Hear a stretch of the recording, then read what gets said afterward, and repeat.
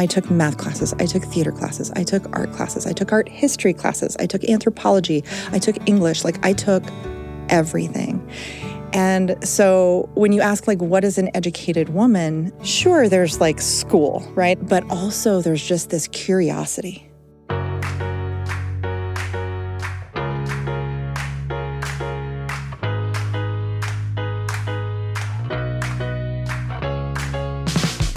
Welcome to The Lisa Show, where we take a good look at life.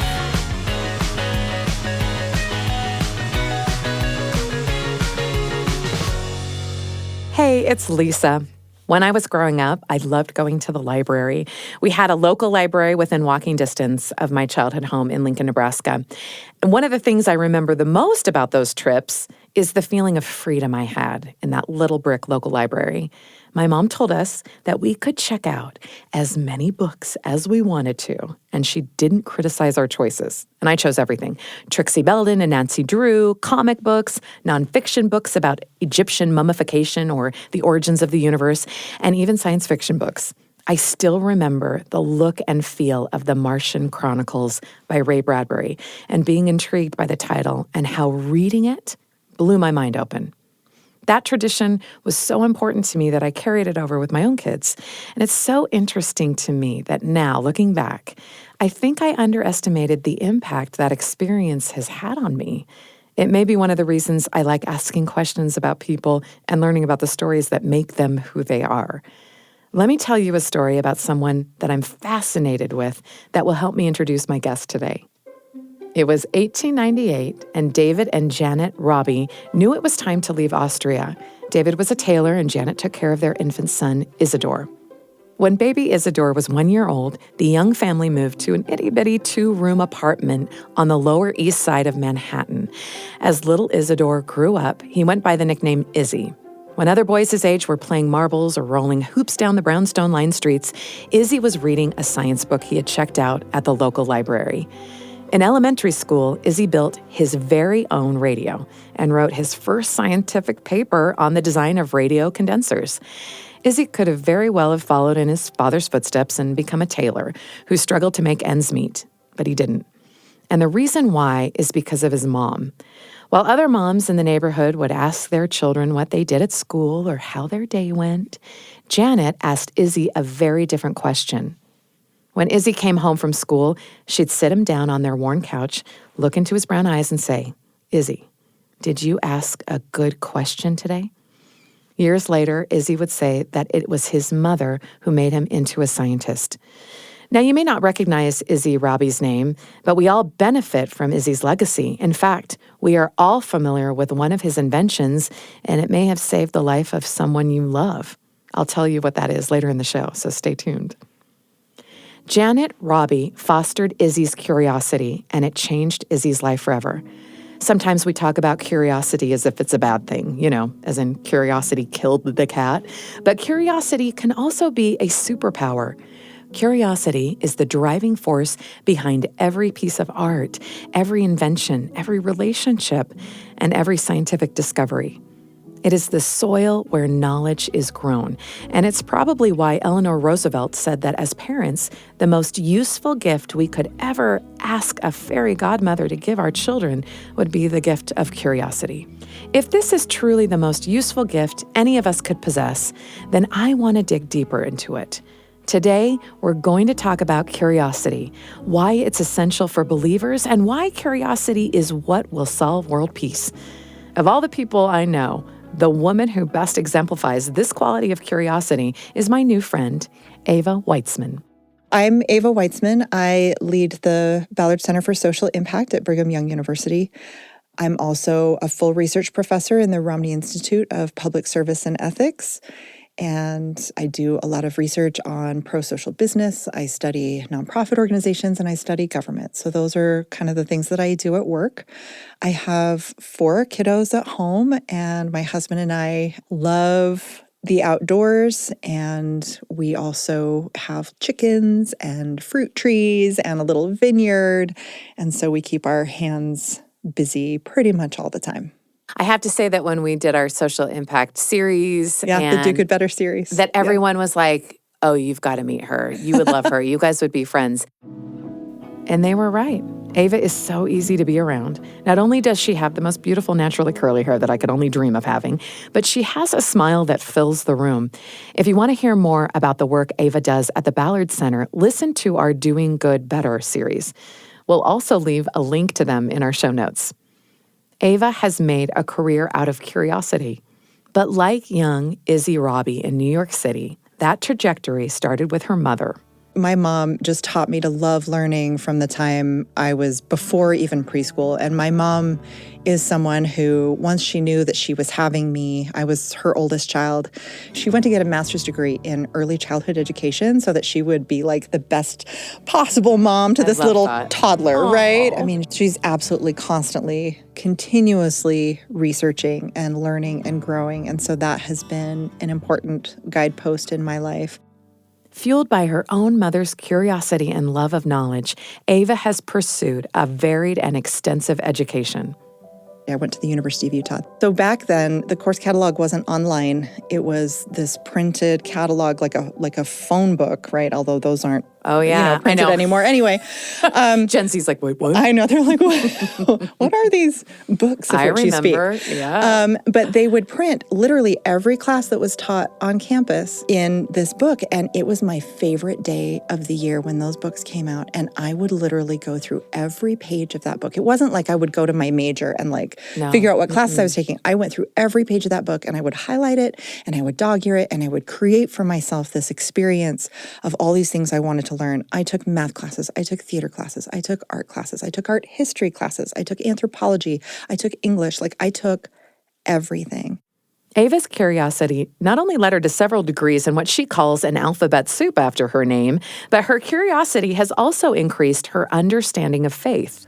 I get very curious, especially about the divine and how it operates. For me, education is really a very deep connection with the divine, and it's a curiosity in the divine. I love the sciences because I think they help us to sort of uncover how the divine operates, and that's really exciting for me. I love the arts and humanities because I think they bring out in us the things that are the most human, and I think it's those things that are most human that are also a connection to the divine because I believe that we're created in the image of God. And so for me, education is divinity. It is a search for the divinity within myself. It's a search for the way that divinity operates in the world around me. It's an expression of divinity. And so for me, education is very spiritual. Now, that's not something you hear every day, faith and education working together. So often, people of faith are seen as ignorant or naive because they believe in a higher power. It's almost like this world forces you into making a choice. You can either be educated or you can be a person of faith, but you can't be both. And education should never consider touching the divine or vice versa. Ava is a longtime resident in both of these worlds, and she knows firsthand what it's like to not be welcomed as a believer in the sphere of academia. So when I was an early scholar, just a little baby PhD, I had been doing some research and was presenting at a conference where the editor-in-chief of the top journal in our field was present as I was presenting my research. And later in the evening, we'd had a reception. He pulled me aside because he knew I was affiliated with Brigham Young University. And he said, I have seen your work, and I have seen that you have an excellent mind. How can you possibly be a person of faith and have this mind, right? And that moment has just stayed with me because I had no idea how to respond in the moment because, here's this sort of dignitary in my field, and he's sort of challenging the very core of who I am, both as a scholar and also as a person of faith. Mm-hmm. And it's a weird compliment and dig at the same time, which leaves you no way to really respond. Yeah. And I had just never really experienced anything quite like that. I mean, I remember this moment, right? So I've clearly thought about it a lot since then.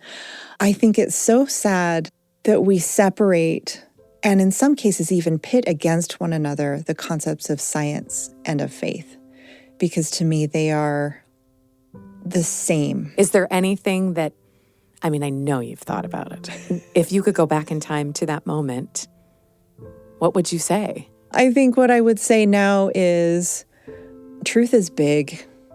Truth contains so many different ways of knowing, and faith is one of those ways of knowing. I think faith is one way of seeking truth, and I think science is another way of seeking truth. My faith gives me access to a spiritual understanding of truth. I think that curiosity and satiating that and finding something that is true and exploring what truth is and allowing that concept to grow and change and mature, I think that's what makes a person educated. That would have been a really great answer for him. Well, it's been, 20 years in the making. I love how Ava puts it. Truth is so big, and it contains so many different ways of knowing. There's room for theorems and theology, for philosophy and faith. This means a lot to me as a woman who is a believer and a former teacher. Both the spirituality and scholarly spheres are important to me, and I refuse to give up one for the other because both of them play essential roles in my life. The key to finding a harmonious coexistence of these truths is to be curious about both worlds. If we aren't curious about both the physical and the divine, we'll never discover all that this existence has to offer. The curiosity to educate ourselves on all things temporal and spiritual is a tool, but it's also our human birthright, especially for women and mothers. Well, in some places in the world, women's education is viewed as not necessary and in some cases sort of antithetical to a woman's gender. And for me, when I look at Eve, who's sort of the prototypical woman, right? The woman of myth and story in scripture, and I believe was also an actual human being, right? So all of those things, I think it's fascinating that one of the great contributions that she gave to the world was the gift of knowledge. So she is the person who partook of the fruit of the tree of the knowledge of good and evil, but it's the tree of knowledge, it's the tree of wisdom, it's the tree of knowing and being able to discern between good and bad. And so if Eve is the prototype, if she's both the divine human prototype and also sort of this first woman, and that there are all these things that we learn from her. I mean, we read in scripture about her childbearing and all these other things that we know Eve for, but that choice to become educated against all odds, I believe that she had to introduce knowledge to the world in order for mortality to be able to commence the way that it did. And so I think that tells us something about the importance of educating ourselves, of understanding discernment, being able to tell what's true and what's not true, what is good, what is evil, and to pursue that which is good. All of those things are the fruits of her education and her choice to become an educated woman. And so as her namesake, Ava is a derivative of Eve, right? And so as her namesake, I definitely feel a kinship with her and have felt a drive to do the same thing that she did. As an art lover, I can't tell you how many paintings I've seen of Eve depicted as a scheming seductress who not only brought knowledge into this world, but with it, the downfall of man. Well, that and that she forever popularized fig leaf fashion. But more often than not, Eve is seen as a villain, not a victor. And don't get me started on the implications that has had for women for millennia. So I appreciated Ava's perspective that it was Eve's love of knowledge that has blessed us with the opportunity to see the good in this world. Eve is a standard for educating ourselves against the odds, as Ava said. And if we want to become educated individuals, that all starts with a commitment to, you guessed it, curiosity. Curiosity doesn't just yield big rewards when it comes to education in a traditional setting, but it also yields some big social rewards as well.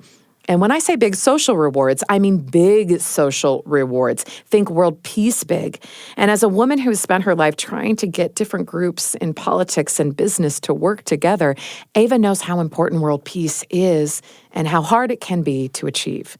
In fact, Ava has even worked with the United Nations to improve the lives of women across the globe. But world peace wasn't something Ava started caring about as an adult. She's always wanted it, and especially at Christmas time.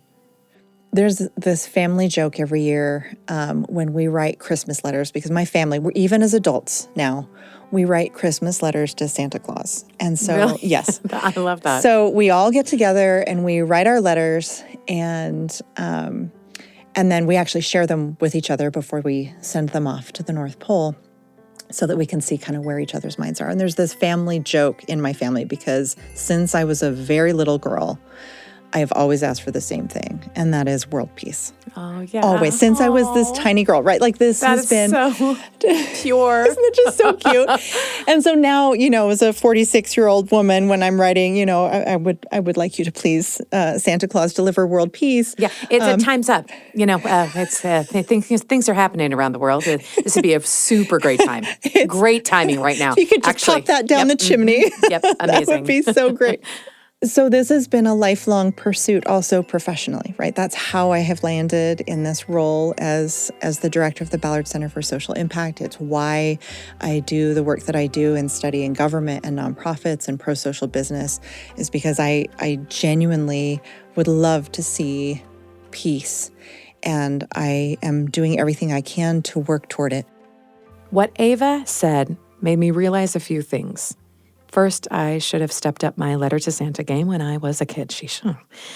And to think I wasted some of my Christmas wishes on a Cabbage Patch doll and an Atari. Second, sometimes when we think of world peace, it does seem like it would take some magic to make it happen because we sure aren't succeeding at it as ordinary muggles. But Ava says world peace isn't as elusive as we think.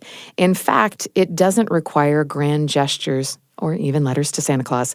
It starts with something simpler. I always believed that the most impact I could have was by doing these bigger things, right? But what I have learned through my personal and professional experience is that the root of global peace absolutely exists in the way that we talk to one another and the way that we behave with one another, most specifically with those that we deem as enemies. So me being peaceful with my beloved spouse is great, but it's not going to contribute in the same way as making an intentional peace with people who have harmed me, or making peace with people that I might believe are eroding institutions I believe in, whether that's family or religious freedom or democratic government, right? Like those are things that are very dear to me. And I believe that there are people whose actions are eroding those things. The way that I behave toward those people, the way that I speak about those people, the way that I engage with them is the core of global peace. If we want to actually solve things, we need to be listening to the people that we disagree with most and understanding where they're coming from, where their pain is. Because most of the time when people are passionate about something, it's because they are protecting something that they love or they're fighting something that has caused them pain. And if we can get to that humanity and then have empathy for that, suddenly we can talk about solutions. And the moment you start saying, but they, right? I know, right? The second, and you other somebody, right? Ooh, I mean, that's it ends it. I mean, that's the moment where you've lost that potential. And the moment we start using hateful language or grouping whole groups of people together and speaking unkindly to or about them, we are eroding global peace and we are actually sowing the seeds of war. On the opposite side, when I speak respectfully about the viewpoints of people with whom I deeply disagree, and when I try to understand their experience and their viewpoint, and I come to them with empathy and compassion and try to find our shared humanity, and I build on that, when I do that, I am sowing the seeds of global peace. Sowing seeds of peace starts with how we choose our words, not just the words we use for world leaders and global conflicts, but for the conversations that we have day to day. It starts with the way we talk about the person a few houses over whose dog poops on our lawn, or the way we speak about that uncle whose Facebook posts make our insides squirm. It also comes down to the way we categorize people. Do we look at someone we disagree with and lump them into some faceless group? Oh, they always do that. Or they think this. Or are we looking at people individually, using their given names, realizing that they are more than their political or social affiliation, and that they probably have good and even painful reasons for believing what they do? I experienced that this week with my daughter. We have a neighbor who flies a flag in their yard that represents a political idea my daughter doesn't agree with. But as we were leaving their house the other day, this neighbor was out in their yard, so I walked over to say hello. And I was my daughter's ride, so she tagged along since I had the keys. And we had an extended and pleasant conversation with this neighbor. And as I walked away, my daughter turned to me and said, "Wow, I didn't realize that anyone who flew that flag could be so nice." For the first time, my daughter saw our neighbor as an individual with a name instead of just a political stance, and it made all the difference for her. That doesn't mean my daughter's beliefs have changed. They haven't. But she recognizes that our neighbor is more than just a faceless flag. And if she ever hears that neighbor speaking about politics, she is more likely to actually listen to what they have to say because she knows they are a kind person. That's actually how bridges are built and how world peace begins, with enough curiosity to cross the street and say hello to the person we think we have nothing in common with. According to Ava, we don't even need to leave our house to make inroads towards world peace. I asked her, what is the smallest thing we can do to have the greatest impact on world peace? And she said, we just need to pick up our cell phones. The other thing that I think that we can do is very intentionally and actively manage our social media feeds. Every social media platform is basing what it shows you on how you're interacting with the app. So things that you spend time hovering on, it's going to give you more of that. Things that you click on, it's going to give you more of that. Things that you comment on, it's going to give you more of that. And what ends up happening, you've heard about the echo chamber, right? Where all people agree with what I'm saying. And, these scientific studies agree with what I believe. And, all of a sudden you have this curated little world that agrees with you. Like for me, I'm thinking about actually starting a second account. So I have one that's just like so comfortable for me to be in, and I can just click on my cat videos and watch Taylor Swift perform, and like we're good.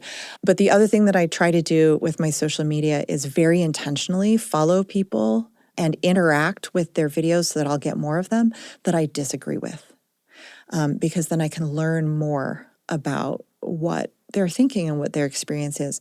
I also happen to live in a geographic region that doesn't have a lot of racial or cultural diversity. And so one of the ways that I bring that into my life is through social media, so that I can hear voices other than voices that are like those in my own neighborhood, right? You can't just sort of turn off and scroll, right? Mm-hmm. You have to think about what kind of voices you're trying to add to your feed, and you have to almost trick the algorithm into giving them to you. And at some point, the algorithm will get really confused about who you are and will start sending you like all kinds of things, or you'll notice that you're so sort great, of in a... you're like, I'm more mysterious than this. Right? I'm you can't know me. I contain multitudes, right?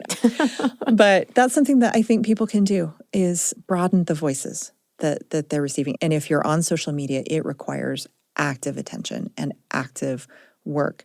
But you can do it. I've done it, and it's been a very powerful, positive influence in my life. It's so satisfying to think that in an episode on curiosity, that we can actually make algorithms curious about us. Take that, AI. We just need to be more intentional and diverse with our feeds. But another benefit of changing up our social media feeds is that it gives us a low-risk, dry run for interacting with ideas and people that get us triggered. And when it's deeply uncomfortable, that's actually a great opportunity to practice peacemaking.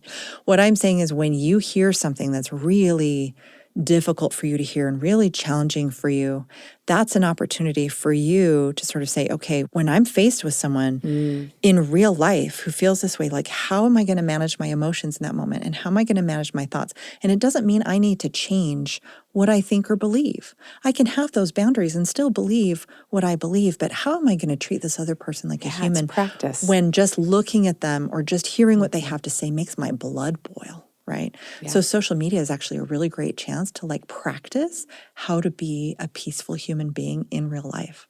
Peacemaking starts with practice. And you can practice with the very device that you may be listening to this podcast on right now. But none of this will work if we aren't curious enough to follow people that don't look like us or think like us. We have to be willing to think about ourselves and others in new ways. At the beginning of this episode, I told you the story of a young Izzy Robbie, whose penchant for learning and for science was ignited by his mother, encouraging him to ask questions at school. Well, Izzy grew up, and as he did, he continued to ask questions, lots of them. He asked questions when he attended Cornell University. He asked more questions when he went to graduate school and then to study in Europe. He also asked questions of fellow scientists like Niels Bohr and Robert Oppenheimer. After doing work at the University of Hamburg, Robbie returned to the U.S. and became a professor at Columbia University. It turns out that Robbie was a lousy lecturer. He was boring and spoke over the heads of most of the students in the class. But he was a brilliant researcher. And that is where all of Robbie's curiosity paid off. He developed equations for an atom's nucleus. This led to the invention of a molecular beam apparatus and the nuclear magnetic resonance detection method. Don't worry, I'm still not sure how each of those components fits together and what that means. But in 1944, Robbie's curiosity culminated in receiving the Nobel Prize for Physics. Now, if you're not a physics fiend, all of this may sound like complicated gobbledygook jargon, but I guarantee you that you or someone you know has benefited from Isidore Isaac Robbie's work, and one invention in particular, and that's the MRI machine. Thanks to Robbie, we now use magnetic resonance imaging to assist in millions of medical procedures and diagnoses every year. And it could be very well said that Robbie's curiosity has helped to save lives, maybe even the life of a friend or family member. But the power of curiosity doesn't stop there. As Ava mentioned, curiosity is at the core of education and its foundation of faith and truth. But it's also the mechanism that will change this world. But we have to be willing to take a moment to ask sincere questions of ourselves, of our social media feeds, of our enemies, and even our flag-waving neighbors.